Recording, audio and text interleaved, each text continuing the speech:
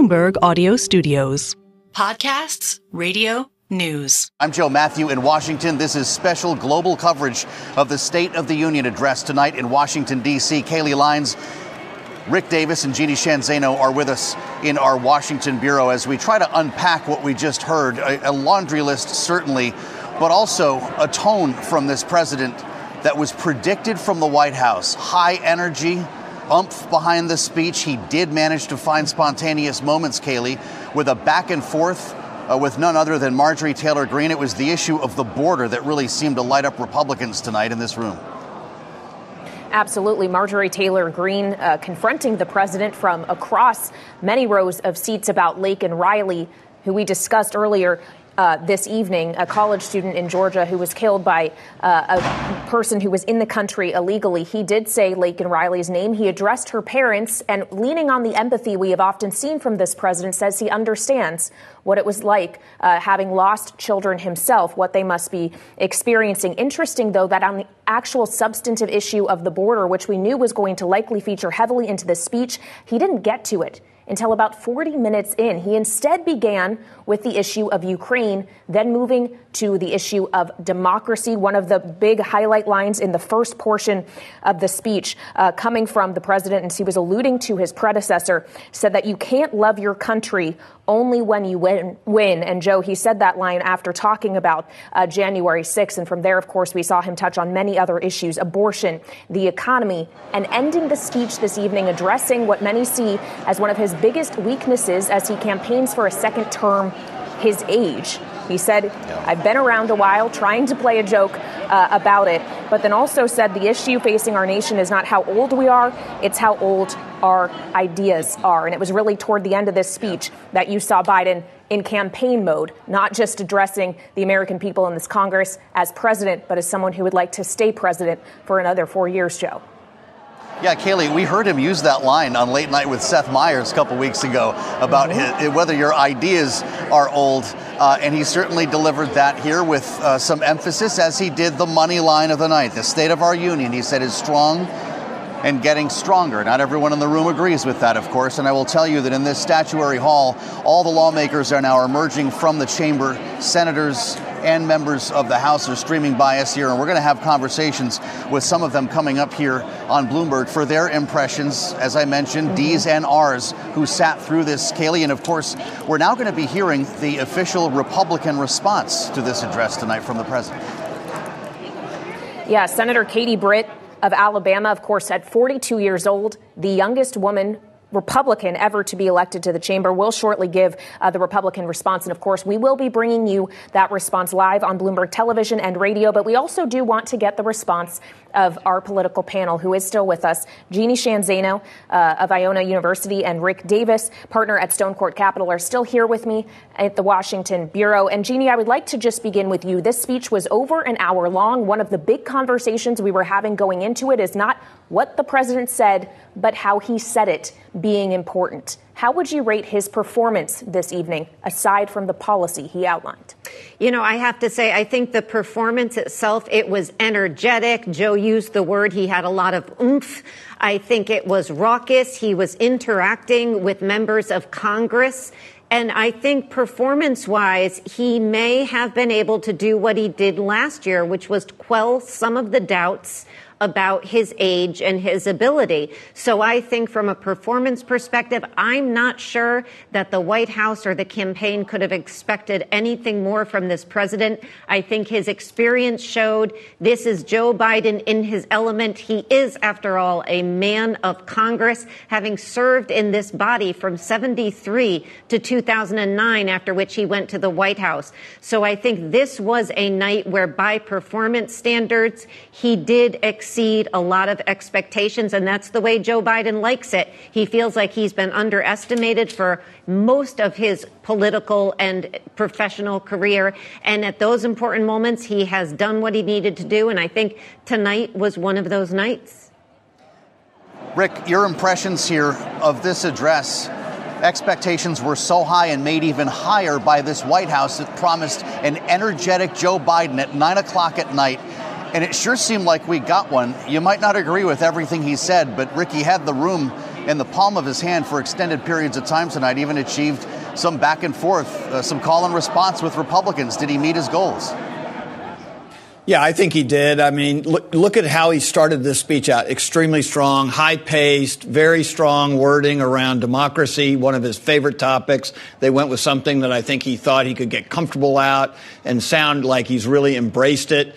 I think we also saw the makings of the campaign speech. I mean, one of the things I always look at is what's happening in the first 15 minutes, because with all due respect, not everybody sits through the entire speech like we did tonight. And so you want to get the biggest audience around that key terms. And it was democracy, abortion rights, the pandemic comeback, the economy, and infrastructure. And I think after that, the rest of it was much more of a traditional State of the Union and less campaigny until the end. He used this opportunity to contrast over a dozen times with his predecessor, the unnamed man in this speech, Donald Trump. And I think it was very aggressive in that case. So I would say this speech was an offensive speech. It was him taking it to Donald Trump, defending the turf he's created for himself in his presidency, and talking to voters tonight, much more so than Congress, and much more so, frankly, than the foreign policy aspects of this. It was a domestic speech meant for the campaign.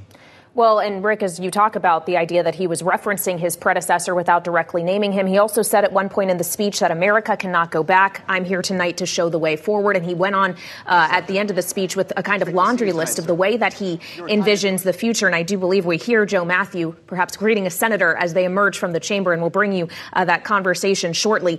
But when he talks about the way forward, something else he mentioned, Rick, was a unity agenda. Is that what this campaign is now going to be about? What is a unity agenda? Yeah, I would say it was surprising to me because it was stuck literally at the end of the speech. Right as he was wrapping things up, he sort of sprung the unity agenda. He talked about bringing people home from conflicts around the world and taking care of them. He talked about AI. It didn't seem to have the sort of cohesiveness that the rest of the speech did. And frankly, I didn't take the speech as a unity speech. He wasn't asking Congress to sort of get together and work things out. He was advocating for his views. And he actually went after Republicans in the House a number of times when they rejected conservative plans like the immigration bill that came out of the Senate. So I think it must have been an afterthought or something that they tacked on to the end of the speech to try and keep a positive tone to the finish. But to be honest with you, I didn't really see how it fit into the speech. All right, and we want to go now back to Joe in Statuary Hall, where he is joined by Senator Dick Durbin, the Senate Majority Whip. Joe. Yeah, thanks, Kailey. Senator, it's great to see you, and welcome back to Bloomberg on this State of the Union night. I don't know how you managed to get out of the chamber there. The energy seemed high.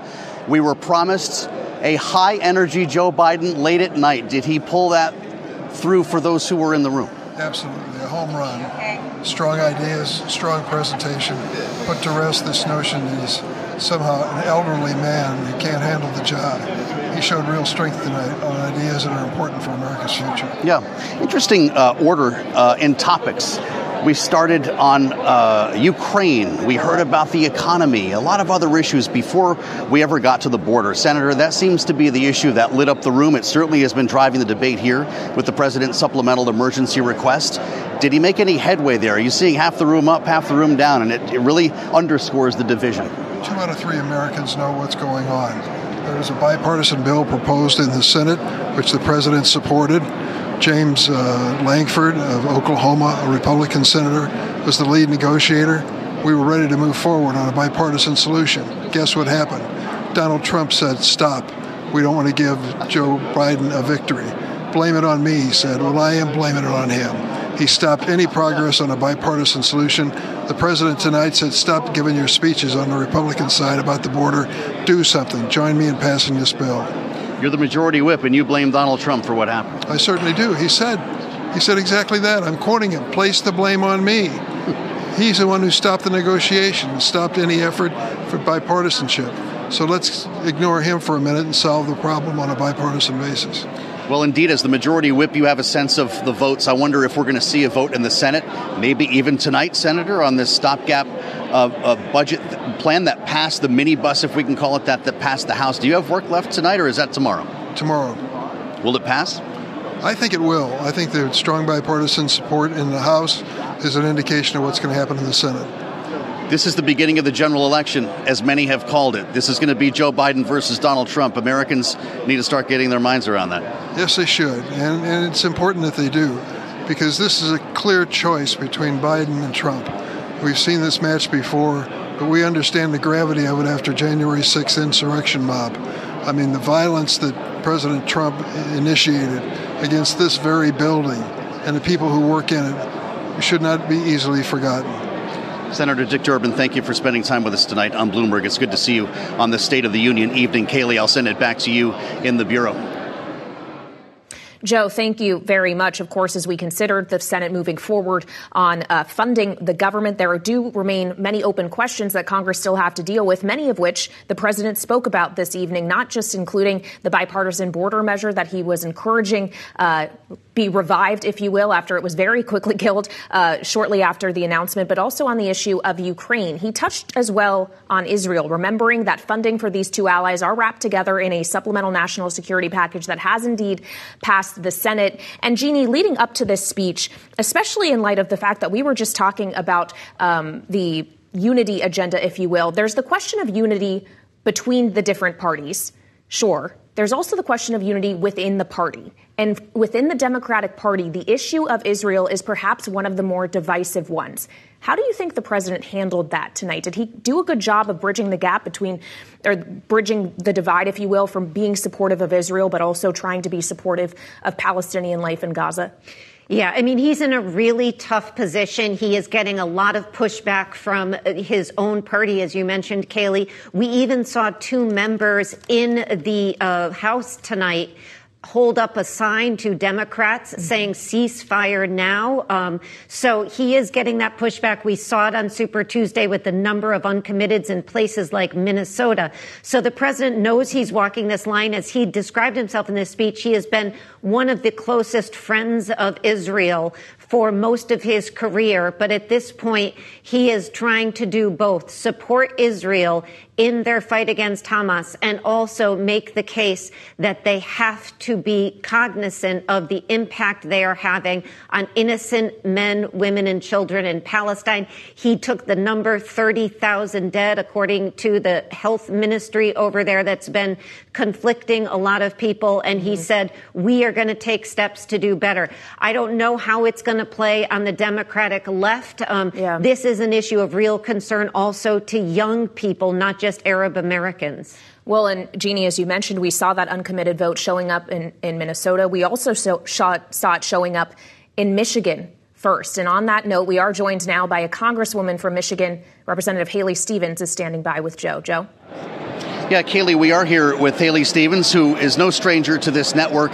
And Congresswoman, it's great to see you as a Democrat from Michigan supporting Joe Biden tonight. What were your thoughts on his closing remarks about Israel? He called for a two-state solution. Coming off of the uncommitted movement we've seen in your state, in Minnesota, and others on Super Tuesday, did he say enough?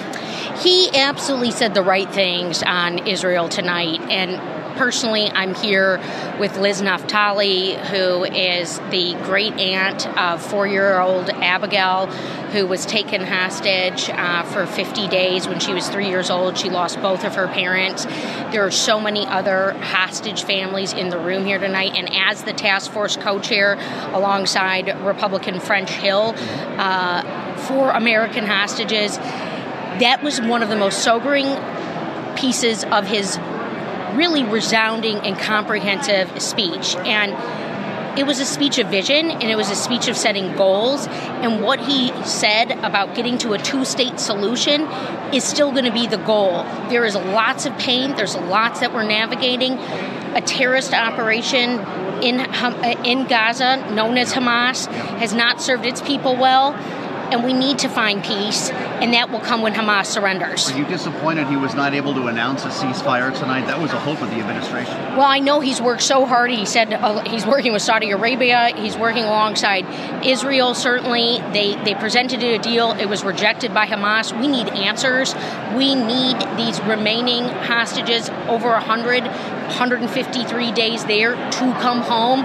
that was an attack on humanity. And we also need to see aid delivered to Palestinians, which the president made a point of. We know that Hamas is preventing aid from coming in. We know that where this conflict is as well is preventing aid for innocent Palestinians, mothers and children. And so that's why he said we're setting up a special envoy in the sea to make sure that aid gets delivered with no American troops, certainly on the ground in Gaza. We're, of course, waiting for the Republican response to the president's address. Before we wrap up this evening, Shawn Fain from the UAW was with the First Lady tonight, called out by Joe Biden. We've talked about this before, Congresswoman. The rank and file in this union, in many cases, are voting for Donald Trump. What's the message that they heard tonight from this president, or that you hoped they heard? Well, certainly he delivered a very strong and resounding commitment to American manufacturing, to solving supply chain issues, to investing in education and skills training. But here's the thing. Joe Biden's coming to Michigan next week.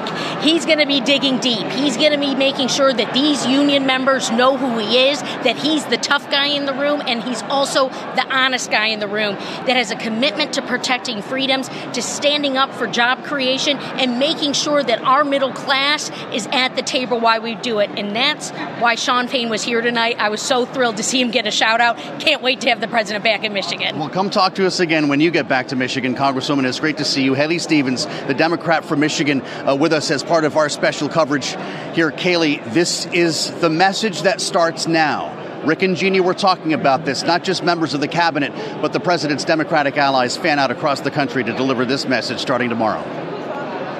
Absolutely, as we are now, for all intents and purposes, in the general election, and President Biden is very likely to be up against former President Donald Trump 8 months from now on the ballot in November. And on that point, we did have reaction to the former president during the course of the State of the Union speech. And Donald Trump points out, Rick, it took him over 20 minutes to get to immigration and then, in Trump's words, said nothing about it. Did he say enough about this subject this evening? Is the former president right? Well, we were wondering if anybody was going to sleep through the speech, and it's pretty clear maybe President Trump did. I think that the piece on immigration was very interesting, and I thought one of the most engaging parts, because it was where he actually took up a discussion directly with Marjorie Taylor Greene. Yes. And engaged with her. And it was an ad-lib portion of the speech. And she was pushing in a very aggressive way for him to say Laken Riley's name, right? Say the name. The pin that he had taken from her as he came into the hall was next to his dais, and he picked it up and held it up, and he said the name.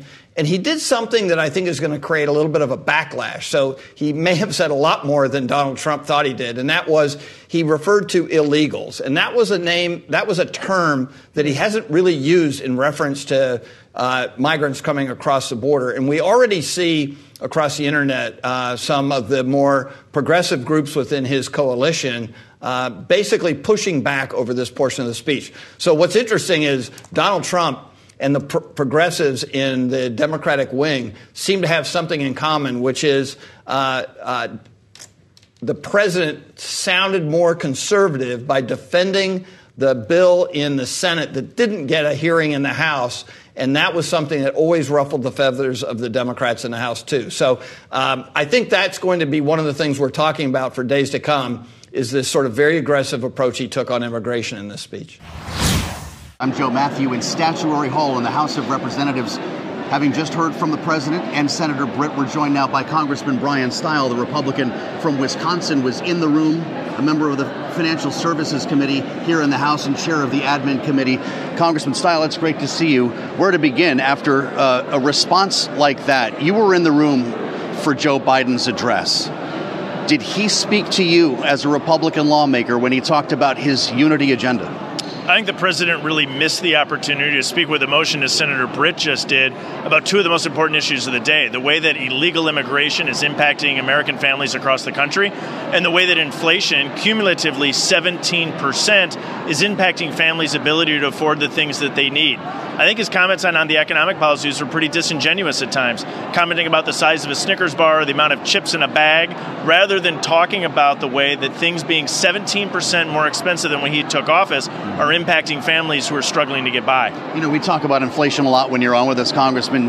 Jay Powell testified the last 2 days on Capitol Hill, and he seemed to be pretty optimistic about the fight against inflation, to the point where we're talking about interest rate cuts at some point this year. Would that not be a sign of success in that fight?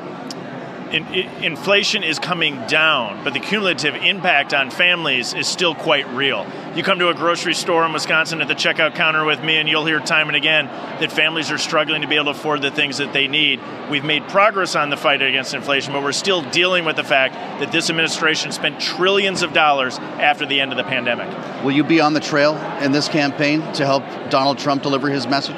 Wisconsin's going to be front and center, and the contrast in policy between President Biden and President Trump couldn't be more clear. The president doubled down on his policies of keeping the U.S.-Mexico border unsecure and refusing to address the fact that inflation is clobbering families across the country. Congressman Bryan Steil, Republican from Wisconsin, we thank you for the insights. Kailey, that's just a sense of the Republican response here in the room to what we heard from the president tonight in that speech that lasted over an hour, his big opportunity between now and the convention. Absolutely, and we want to get final thoughts now with our political panel, Rick Davis and Jeanne, who are back with me here in Washington. Rick, just quickly, does President Biden leave tonight in a better position than he entered it? Yeah, absolutely. He was able to start the campaign with a full enunciation of his priorities for the general election. It's, democracy, abortion rights, the economy, and infrastructure. He's ready to take it to Donald Trump. Katie Britt gave the response. That's the Donald Trump campaign. Jeanne, your thoughts? Yeah, I think performance-wise, Joe Biden did everything he needed to do. Republicans who were hoping that he makes an error have to be disappointed because he did not. And Democrats seem to be widely enthusiastic. He is the Joe Biden they wanted to see. He was interacting with members. He was, open. He was energetic. So a good performance night for Joe Biden. All right, Jeanne, Zaino, and Rick Davis, thank you so much for being with us on the State of the Union evening. And thank you to all of you listening on radio and watching on television for joining us for this special coverage of the State of the Union address and the Republican response on Bloomberg TV and radio. For Joe Mathieu at Capitol Hill, I'm Kailey Leinz in Washington. This is Bloomberg.